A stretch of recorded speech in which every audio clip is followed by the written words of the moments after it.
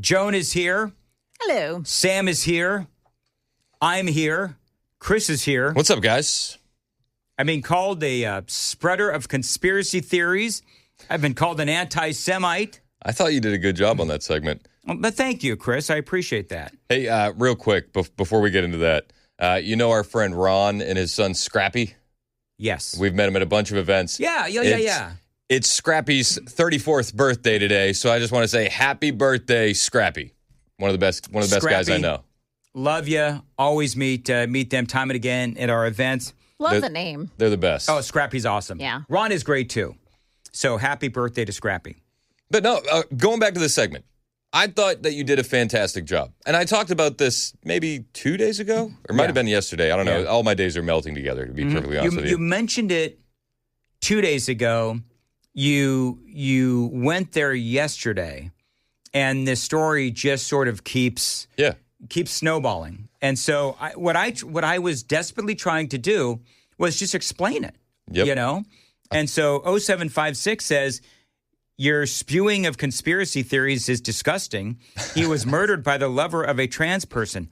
I said that. Yeah. The Jews didn't kill him. I said that. And you also said that's what she's inferring, and you don't agree with that. Right. Which I'm with you 100%. That being said, I have worked at Turning Point USA. Yeah. Yes, the donors place pressure on Charlie. Yes. That's how it works. That's how nonprofits work, folks. It's been that way. Yes, there was backlash because of Dave Smith and Tucker Carlson. Right, that is well documented. Like, that's not even we're not speculating. Right. That's in black and white. You can find all that for yourself. That's the Megyn Kelly where I played the audio of he and Megyn Kelly, which, by the way, was a month ago. I thought it was older than that, where he was talking about the reaction to Tucker Carlson and Dave Smith, and he was the moderator of a debate basically for or against America's support of the war between Israel and Hamas. And in true Charlie Kirk nature, he had both sides. He had Tucker Carlson and Dave Smith on. And Tucker, of course, we all know Tucker is anti-Israel on this. And I don't really know anything, to be perfectly honest, about Dave Smith. But he said in that clip that I played, the amount of crap that he got for simply talking about it. And I think that he is well within his right. Any American is well within their right. By the way, me included. We're well within our right to talk about the pros and cons of what is going on in Israel. Now, I happen to be 100,000, and you might disagree, and that's fine.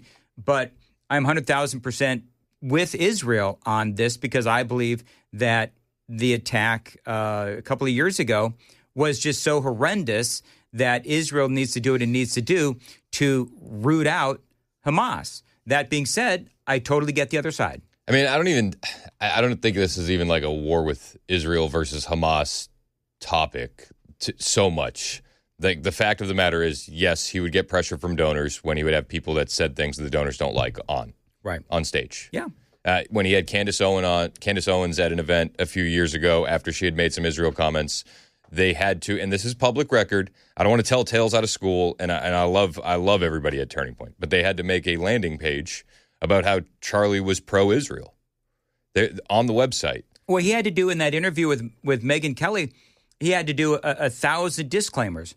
You can be pro-Israel and still have misgivings about how they're going about trying to root out Hamas. But people get so emotionally riled up about the topic anytime Israel comes up that you have to start like looking at it. And at times I look at it and I don't get emotional. Like, right. I'm not over the top on either side, and I listen to arguments, and that's fine. Like that's great.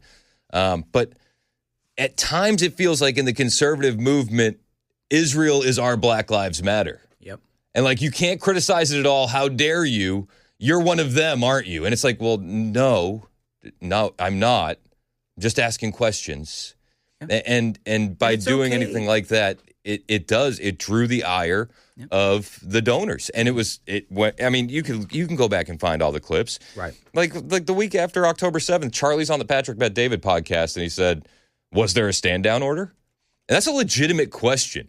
Like whether you want to admit that or not, that is a legitimate question in a country the size of New Jersey. Well, and just so people understand, if they don't understand, was there a stand down order? So Benjamin Netanyahu going through a very tough political time. 50% of the country hates him. Millions in the street protesting him. And so the theory is, and you and I talked about this on our podcast. Mostly peaceful. The theory is that there was a stand down order to allow Hamas to come in, kill all those people. That would rile up a bunch of support, galvanize people in support of Benjamin Netanyahu. And I'm assuming that Netanyahu said no. Yeah, well, yeah. I mean, they categorically deny it. Right. But Charlie would ask those questions. Of course. And that would piss people off. And Charlie never went out and said, yes, that's exactly what happened. He said, I've been there, and that gives me pause.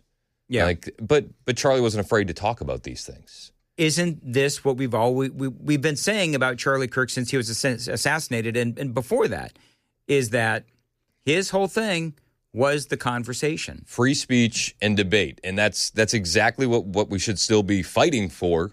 And when Dan does a great segment on what Candace is talking about, what the internet's talking about, because let's be honest, this is the conversation online right now. Oh, absolutely. And especially given the light of these text messages that seem staged on some level, depending on which side you're on, which we're going to talk about during my show, it only adds more fuel to the fire. And then anytime you ask a question to be called an anti-Semite, you're like, okay, why am I being called an anti-Semite? So let's talk about the text messages. Yeah. So when I read the text messages, I thought a number of things. Number one is, it seems to me, and folks were talking about the text messages between the suspect and his furry tranny lover guy, boyfriend. And so I thought, well, it seems like what's going on is the suspect is writing this to provide cover for his boyfriend, where it's like, I did this in secret, essentially saying that you didn't know about any of this. I think my theory is that he was the suspect. He knew a lot about guns. He made that shot, allegedly, And grew up hunting, conservative 2A11 household. And then he ends up in this culture where he's online with all of these, subreddit threads and the trans culture, the violent trans culture. You've got the furries, the Antifa, trans Tifa, the whole thing. And so he's embedded in this culture. He ultimately then takes out Charlie Kirk. And then my question would be, okay, so is he a patsy for this culture? Because as I've been talking about throughout the show today, you've got Kash Patel saying that they're looking at some of these organizations who seem to have and posted that they may have known that this was about to happen. Like Armed Queers, SLC. The Trantifas. The Trantifas. The trans Tifas and all that kind of stuff. So the two prevailing theories online are that either it was faked by the two individuals in the text message to provide that cover, or that it was faked by feds. Yes. And I think that a lot of people are going down that road. Because they say that it's boomer speak as opposed to... It's boomer and cop speak. So, if it was the two individuals, they gave it away in the line where he says, you remember when I was engraving those bullets? Mm-hmm. So if it's those two trying to create a cover story and an alibi, you blew it because you let know that there was knowledge of something beforehand in the text messages. Then the flip side is if it's cops, there's a lot of feds, there's a lot of cop speak in it. There's one vehicle lingering. The way they create an alibi for the old guy immediately. Everybody knows, and Joan, you'll remember this from your traffic reporting days. You never say vehicle, you say car. Yeah. Vehicle lingering, right? Town got locked down. I had planned to grab my rifle from my drop point. I mean, all these... Drop point is in there. Mm-hmm. it's just... Sam had an interesting perspective on it. Said squad car? Squad car, yeah. Who talks like that? Sam said, Sam, go ahead with the voice speak. So I feel like in this moment, he's obviously watching over the scene of things. I'm not going to be taking my eyes down and texting something long form with my thumbs out, but I would put the voice text on, and I would try my best to get punctuation and articulate my words and everything. And are we really going to try and dive into the mind of Tyler Robinson and the vernacular he chooses to describe the things around him as he's actively sending messages? Yeah, but we can decide what's not likely. Mm-hmm. And a lot of people saying this is not how 20-somethings text back and forth. I didn't. Yeah, my initial reaction was it felt like feds trying to sound like gay Zoomers. Yeah, yeah. That honestly, like I don't know how you describe it any differently. Just vehicle lingering. Just the use of the vernacular, squad car. Yeah. I think they already swept. I think they already swept that spot. Okay, now I'm going to throw something out at you though. His dad was a sheriff. This is true. 27 years. It's a good point. It's a good point. He grew up around it in the culture, and the language. I mean, part of the reason I know what I know is my parents are attorneys. Yeah. I grew up around the language. That could explain some of it, but but here's the thing, is that this is what's out there. And so label it conspiracy theory, label it as a theory. But the term conspiracy theory to me, I've been called a conspiracy theorist many times in my life, and I've been proven right.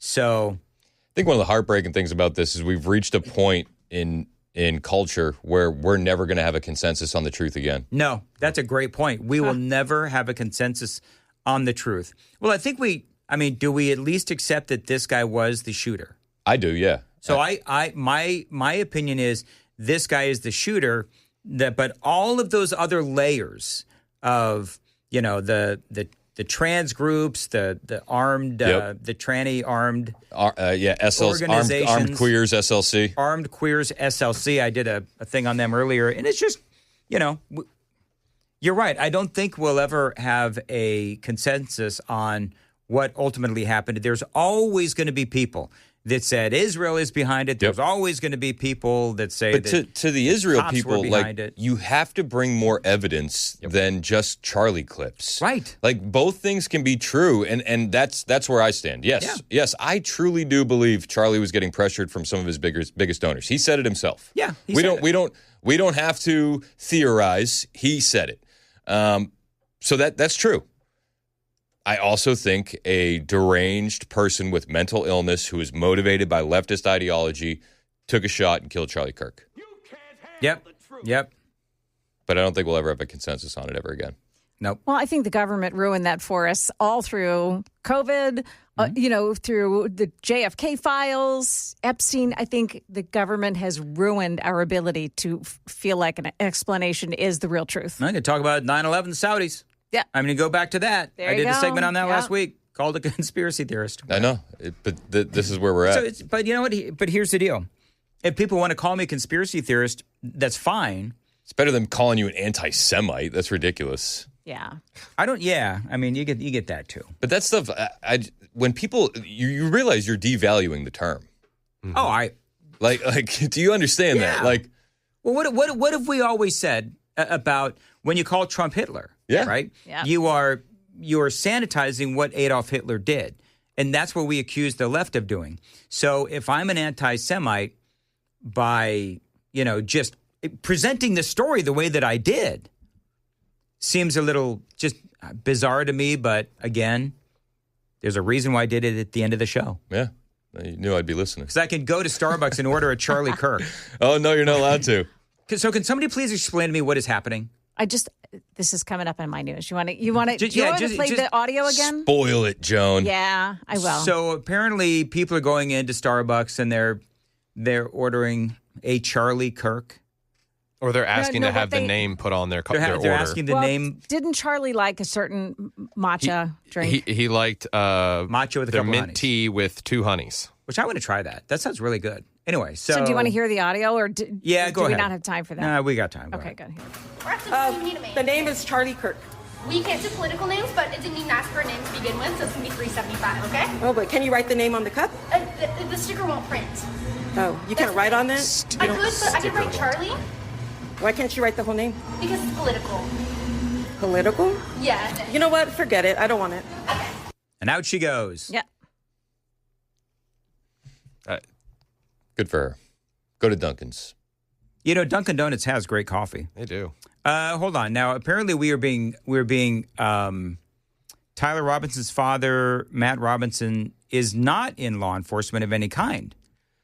Early media reports speculated that he was a 27-year veteran of the Washington County Sheriff's Office, but apparently he was not, is from what I'm seeing. Oh, okay. Interesting. But in the text message, he said he was turning himself into a friend who was a deputy. Friend who was a deputy. Yeah. Yes. But because, right, his dad was owned a construction company. But you can be a long-time law enforcement officer and then work in construction. So, yeah, after you retire. Whatever. Okay, so. I don't know. I stand well danned. By the way, if you ever want to use that, if you're ever corrected by a listener, if you want to say I stand well danned as opposed to, corrected, I think you can go ahead and do that. I think we could start something. Put it on a hashtag, man. I rarely get corrected. Really? Dwayne would. Dwayne from yesterday. Holy mac. Was that yesterday or the day before? Yeah, Dwayne. I got all these people that were texting me, telling me that you were under, verbal assault. So some people are emotionally heartbroken over the narco terrorists that get bombed. So it's tough. Is that what Dwayne's problem was? He called them fishermen. Whatever. He also said Trump started 7 wars. I heard that, and that actually made no sense. It's like, no, he didn't. I was like, we're already starting off on a bad foot. And if he wanted to talk about starting wars, and one of the examples he had was Iran. Well, no, but I hand fed him that one because I was like, okay, so you're obviously talking about Venezuela, and then I'll give you Iran because I think you're going to go there. Name the other 5. Right, that's exactly what you did, and I mean, I know where you're going with that, but. No, he didn't start a war with Iran. They haven't responded because they're unable to respond. But for the benefit of the argument, of the doubt, for the benefit of the argument, I'll give you those 2. You were trying to get him to go somewhere because he was just like he was very angry. I mean, I had to wipe my face off listening on the radio because he was spitting so much. He was what I said right there. Call in today, Dwayne, if you want to, anytime. I like those kind of calls. Yeah, I know you do.